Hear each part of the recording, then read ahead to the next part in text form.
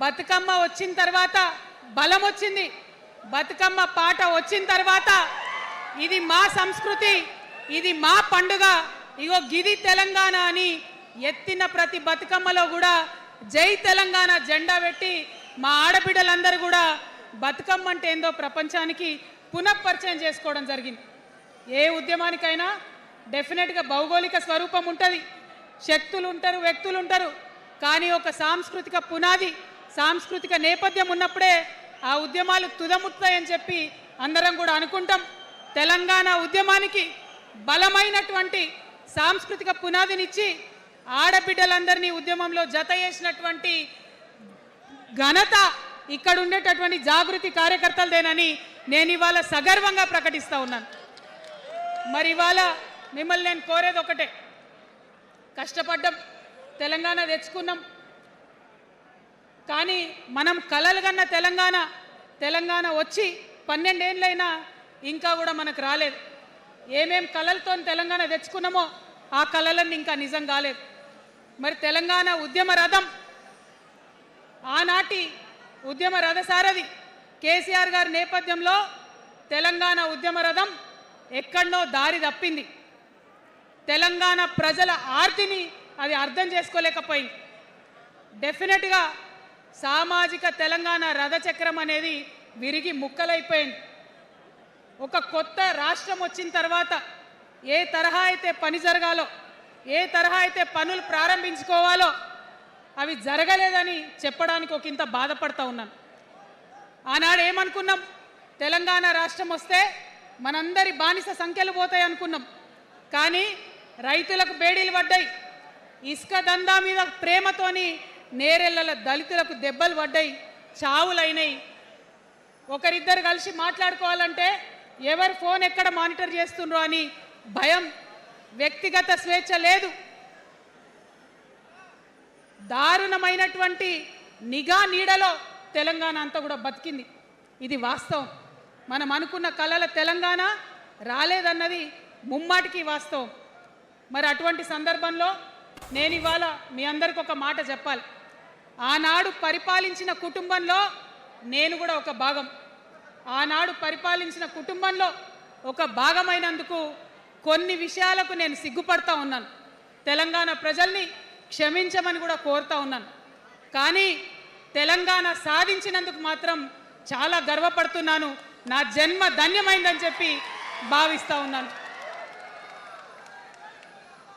మరి అనేకమైనటువంటి తప్పులు జరిగినాయి, అనేకమైనటువంటి నేరాలు జరిగినాయి, అనుకున్నటువంటి తెలంగాణ సాధించుకోలేదు. మరి ఆ తప్పులో ఎక్కడో ఒక దగ్గర నాకు భాగం ఉందని చెప్తున్నప్పుడు మరి కేవలం క్షమాపణ చెప్తే సరిపోతుందా? ఏ తెలంగాణ అయితే కావాలనుకున్నామో, ఏ సామాజిక న్యాయ తెలంగాణ అయితే రావాలని అనుకుంటున్నామో దానికోసం నడుం బిగించి కష్టపడి పని చేయాల్సిన అవసరం కూడా ఉంది. మరి ఇవాళ పని చేయడం కోసమే తెలంగాణ రాష్ట్ర సేన ఇవాళ తెలంగాణ ప్రజల ముందుకు వచ్చింది. రేపటి నుంచి మీరు చూస్తారు మా పని ఎట్లుంటుందో, మా పనితీరు ఎట్లుంటుందో.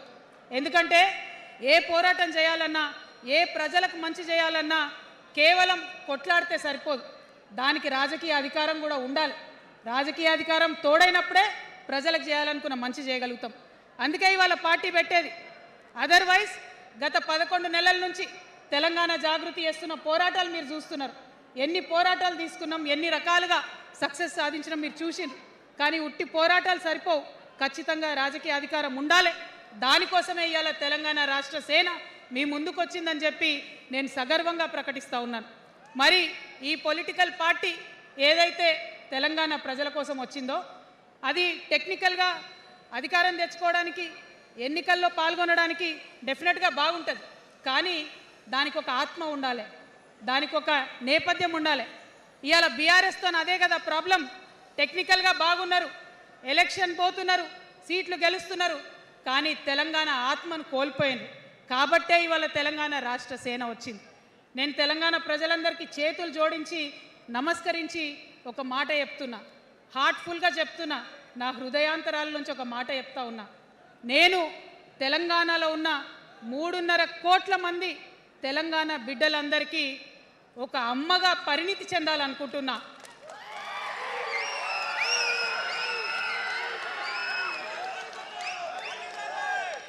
ఎందుకంటే ఎందుకంటే ఒక అమ్మతనంతో పరిపాలన జరిగినప్పుడే బిడ్డలకి ఏదైనా కష్టం వస్తే అమ్మ హృదయం బద్దలవుతుంది.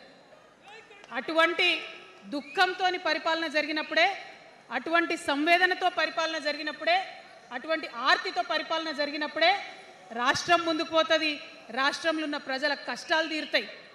ఇవాళ ఎన్నిసార్లు ఎన్ని రకాలుగా ఆలోచన చేసినా మన తెలంగాణ రాష్ట్రంలో అనేక రోజుల నుంచి, అనేక సంవత్సరాల నుంచి ఒక భూస్వామ్య వ్యవస్థ నడిచింది. మనకు తెలుసు, అనేక రకాల పోరాటాలు వచ్చినాయి. సమానత్వం కోసం ప్రయత్నం చేసినాం, పోరాడుతూనే ఉన్నాం.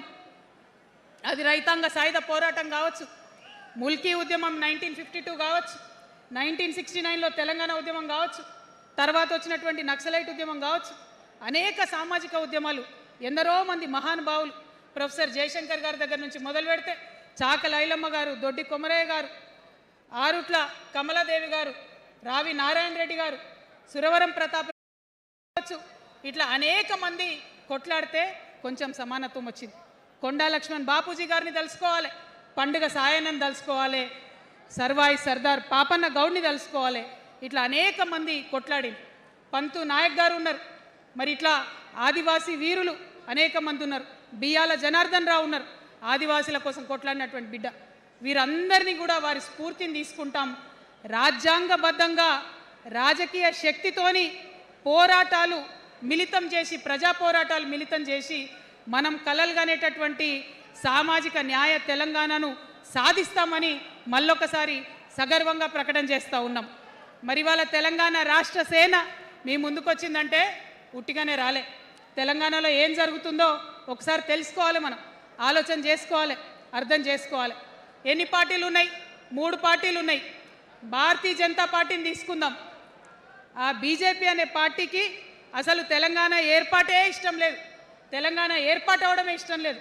అందుకే వాళ్ళ అగ్రనాయకత్వం అంతా కూడా ఏం మాట్లాడతారు?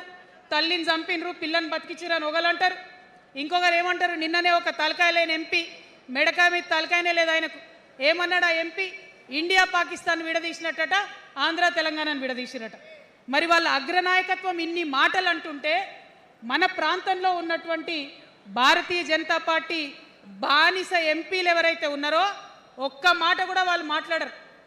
ఫెడరల్ స్ఫూర్తికి విరుద్ధంగా రాష్ట్రం ఏర్పాటు అయిన తర్వాత 7 మండలాలు మనకి గుంజుకుంటే పార్లమెంట్లో పల్లీకులు ఇస్తారు, కానీ ఆ ఎంపీలు ఒక్క మాట కూడా మాట్లాడరు.